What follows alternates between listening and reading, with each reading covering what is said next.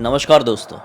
Bloody सत्य आज के इस हैरान कर देने वाले बहुत ही ज़्यादा खौफनाक से अनोखे एपिसोड में मैं आप सभी लोगों के सामने लखनऊ के एक घर में घट रही ऐसी अजीबो गरीब भूतिया घटना की कहानी लेकर आया हूँ कि आप लोग सुन के बोलेंगे कि बताओ ये किस तरह की भूतिया घटना है। आप कंफ्यूज हो सकते हैं, डर तो गारंटी बहुत लगेगा। डायरेक्टली कहानी की शुरुआत करते हैं, स्पॉइलर स्टार्टिंग में नहीं दूंगा। आइए चलते हैं सन 2017 में और जानते हैं कि किस परिवार के साथ ये अजीबो गरीब भूतिया घटना घटी थी। दरअसल लखनऊ में रहने वाला एक परिवार, एक सिंपल से बिजनेसमैन का परिवार अच्छा खासा अपने एक घर में जिंदगी काट रहा था। फिर रैंडम एक दिन उनके मन में ऐसा ख्याल आया कि इस घर में हम बहुत समय से रह रहे हैं, एक काम करते हैं, इस घर को हम छोड़ देते हैं। दरअसल इस घर के मुखिया का नाम था अजय जी। अजय जी की पत्नी थी और उनका एक बेटा था विनय। इतना ही बड़ा परिवार था। इन लोगों की एक दुकान हुआ करती थी किराने की। अब जहाँ पे किराने की दुकान थी और जहाँ पे ये घर था, इनकी दूरी ये कोई 4 किलोमीटर के आसपास की थी।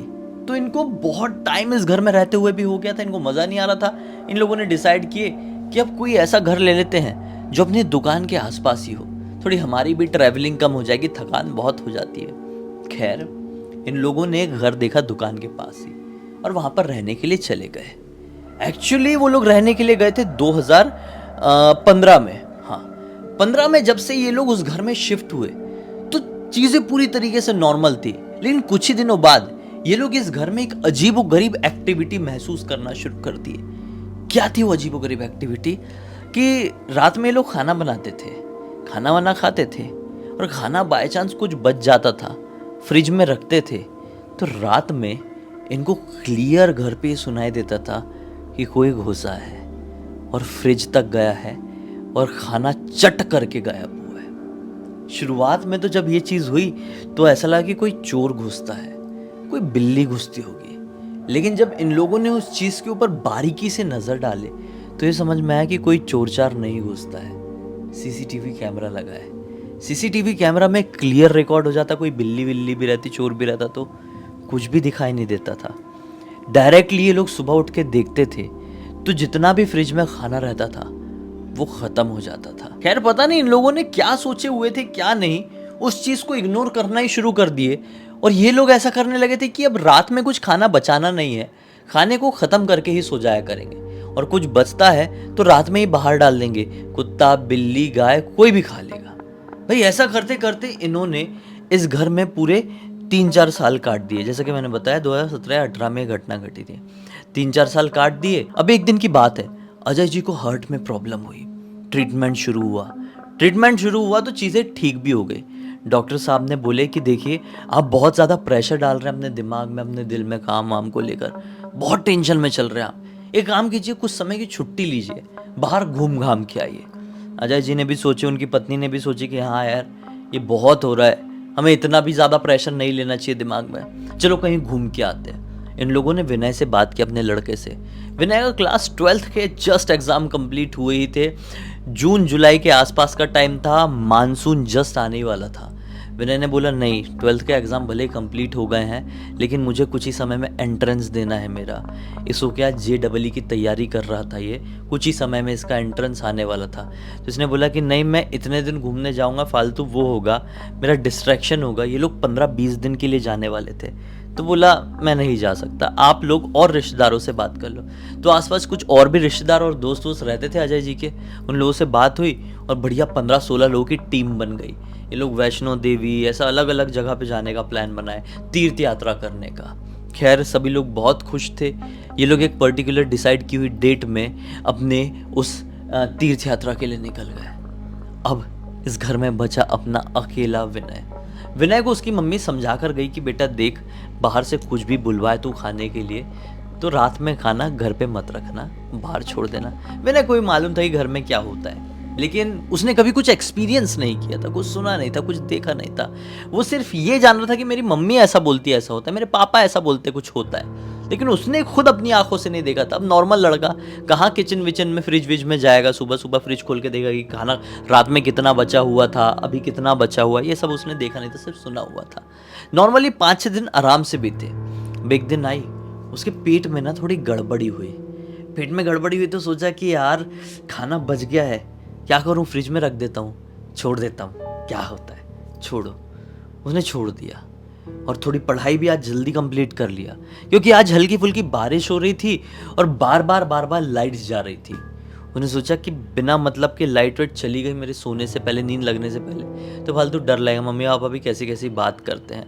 तो उसने अपनी पढ़ाई वढ़ाई भी आज कंप्लीट कर लिया और सोने का बेड में लेट के इंतज़ार करने लगा कि मुझे नींद आए नींद आए नींद आए। वो अपने बेडरूम में नहीं सोता था, वो सामने वाले हॉल में ही सोता था जब घर में कोई भी नहीं होता था। तो सामने वाले हॉल में एकदम लो सा बेड लगा हुआ था। अचानक से ये लेटा ही है, थोड़ी देर बाद लाइट चली गई। इसको बड़ा वियर्ड सा लगा। खैर कोई बात नहीं, लाइट चली गई और नींद नहीं आ रही थी, तो इसने मोबाइल उठाया और थोड़ा मोबाइल में टाइम पास करना शुरू कर दिया।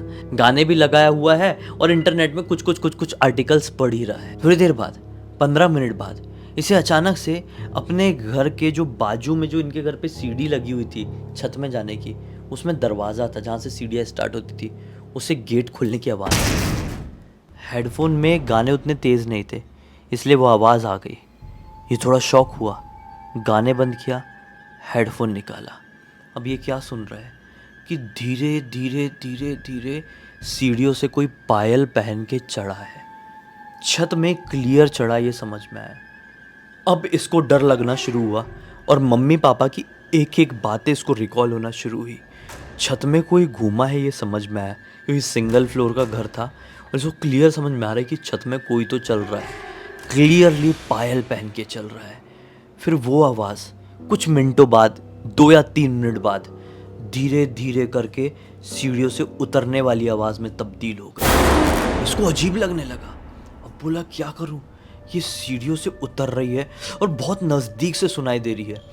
साइड में तकिया रखी थी, उसने कान में ऐसा कर लिया कि मुझे कुछ सुनाई ना दे और आंख जोर से मीच के बंद कर लिया। लेकिन फिर भी आवाज़ तो आएगी ना, आप कितने भी ज़ोर से अपना कान बंद कर लो, लेकिन आवाज़ तो आती है कई बार।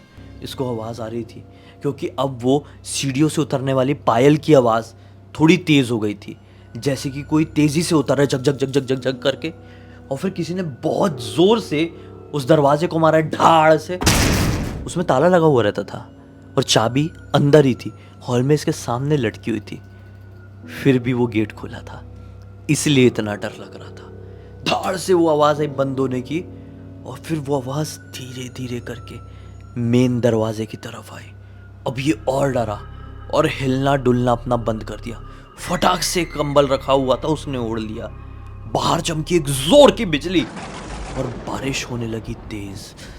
अब वो जो पायल की आवाज़ थी वो क्लियरली ये अपने बाजू में सुन पा रहा था, जैसे कोई पायल पहन के इसके बाजू से निकला है। वो पायल छन छन छन करके किचन तक गई। फ्रिज खुलने की आवाज़ आई है। इसका दिमाग वाइब्रेट हो गया। बोला ये क्या मैटर है यार। अंदर से किचन से कुछ तो खटर पटर की आवाज़ आ रही थी। ये जितना ना हिलूं, आवाज़ ना करूं, ये पूरी कोशिश कर रहा था। फिर विदिन 1 मिनट वो जो भी एंटिटी थी पायल पहनी हुई, वो धीरे धीरे धीरे धीरे धीरे करके इनके बैकयार्ड वाला जो दरवाज़ा था उस तक बढ़ गई और फिर वो पायल की आवाज़ वैनिश हो गई। अब ये अपनी आंख बंद किए हुए हनुमान जी का नाम लेते, हनुमान चालीसा अगर कुछ आती नहीं थी, हनुमान जी का नाम लेते हुए जय हनुमान जय श्री राम, जय हनुमान जय श्री राम बोलते बोलते मन में ही सो गया। फिर अगला दिन निकला।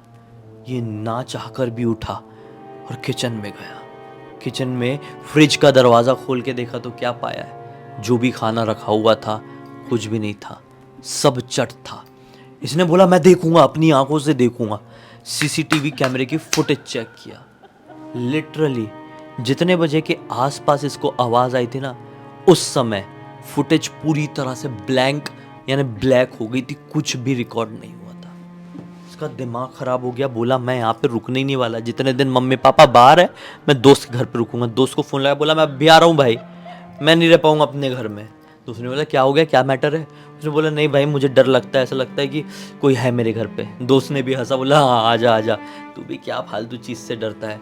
इसने मन में बोला बेटा जो मैंने एक्सपीरियंस किया हूँ वो तो खाली सुन ही लेगा ना तो पैंट गीली कर लेगा, मैं तो फील करके आया हूँ, क्या बताऊँ। इसने अपने दोस्त को बताया भी नहीं, उससे घर पे रहा बाकी के दिन और बस फिर मम्मी पापा आए तो वापस आए। मम्मी पापा को बोला यार ये घर बदल दो, क्या 2-3 साल से हम बिना मतलब के झेल रहे हैं, खुद का घर थोड़ी है।